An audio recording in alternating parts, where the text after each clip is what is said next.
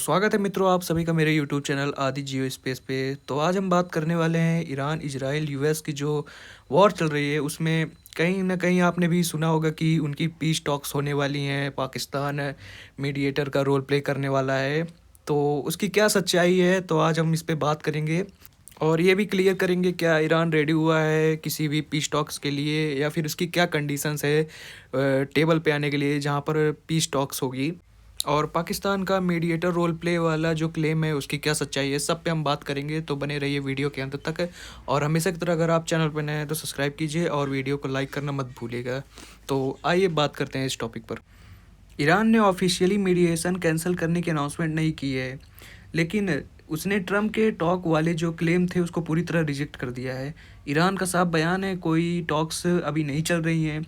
Iran ने ऐसा इसलिए किया क्योंकि उसे ट्रस्ट इशू है, क्योंकि ईरान को यूएस पर भरोसा नहीं है, क्योंकि पहले ही टॉक्स के दौरान ही यूएस और इजराइल ने ही स्ट्राइक्स शुरू कर दी थी और वो स्ट्राइक्स अभी भी जारी है। इसलिए ईरान का पहले यही कहना है कि पहले अटैक्स बंद करो, उसके बाद ही हम कोई टॉक्स करेंगे। ट्रम्प के क्लेम को फेक बताया ईरान ने, ये कहते हुए ट्रम्प ने कहा प्रोडक्टिव टॉक्स चल रही हैं, पर ईरान ने जवाब दिया ये सब फेक न्यूज़ है, मार्केट मैनिपुलेट करने की कोशिशें हैं। मतलब ईरान को लगता है ट्रम्प इमेज बनाना या फिर प्रेशर क्रिएट करना चाह रहा है। ईरान की कंडीशन बहुत ही कठोर है। ईरान ने साफ कहा टॉक्स तभी होंगी जब वॉर ऑफिशियली ख़त्म हो, फ्यूचर अटैक्स की गारंटी मिले, वॉर डैमेज का कंपेंसेशन भी मिले और स्ट्रेट ऑफ हॉर्मोज पर कंट्रोल रहेगा। ये कंडीशन यूएस के लिए ऑलमोस्ट एक्सेप्ट करना तो मुश्किल ही है। और ईरान ने अब मिलिट्री इन्फ्लुएंस जो है आईआरजीसी बढ़ गया है और हार्ड लाइन लीडरशिप नेगोशिएशन के खिलाफ है, इसलिए डिप्लोमेसी और भी मुश्किल हो गई है। और कुछ रिपोर्ट के अनुसार ईरान को शक है कि टॉक्स एक ट्रैप हो सकते हैं। ऑब्वियसली हम इतिहास तो जानते ही हैं, लीडरशिप्स को टारगेट करने की ये कोशिश है। जैसे कि टॉक्स होंगी तो उसमें लीडरशिप्स को टारगेट किया जा सकता है। और ग्राउंड रियलिटी पे बात करें तो अभी क्या हो रहा है, नो डायरेक्ट यूएस ईरान की टॉक हो रही है। मतलब अभी कोई भी ईरान यूएस की टॉक्स तो चल ही नहीं रही है, इनडायरेक्ट मीडिएशन चल रही है, जिसमें हमारे छोटू साहब शहबाज शरीफ ने कोशिश की थी और साथ में तुर्की और इजिप्ट भी घुसे थे उसमें, लेकिन एक्चुअल एग्रीमेंट कहीं भी नहीं पहुंचा है। और इसराइल का क्या रोल है, इसराइल के रोल की बात करें तो इसराइल क्लियरली सीज़ फायर नहीं चाहता है, मिलिट्री प्रेशर जारी रखना चाहता है, इसलिए मीडिएशन वीक होती जा रही है। ईरान भी पीछे नहीं हटता है। और ये भी है यहाँ पर कि ट्रम्प और ईरान का ये नरेटिव वॉर चल रहा है। ट्रम्प कह रहे हैं कि टॉक्स हो रही है, 5 डे अनाउंस किया है, ईरान कह रहा है कि कोई टॉक्स नहीं हो रही, फेक नैरेटिव है। मतलब दोनों अलग ही स्टोरी चला रहे हैं, वो अलग ही लेवल के बंदे हैं सब।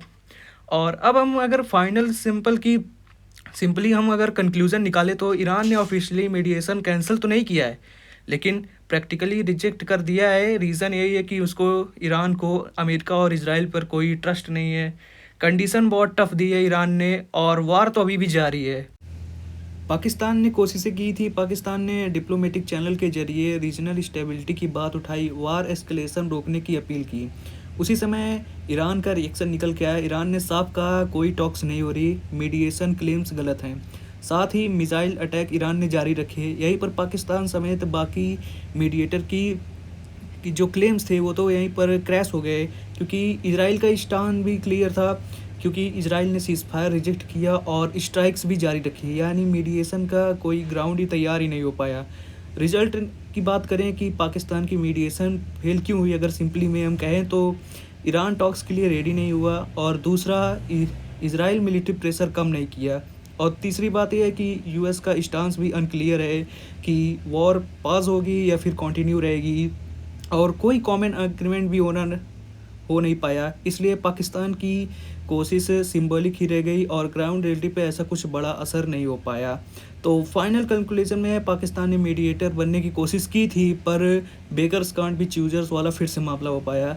सही टाइमिंग पर इनिशिएटिव भी लिया, लेकिन ईरान ने टॉक्स डिनाई कर दिया और इसराइल ने ऑपरेशंस नहीं रोके, इसलिए मीडिएशन प्रैक्टिकली ही फेल हो चुकी है।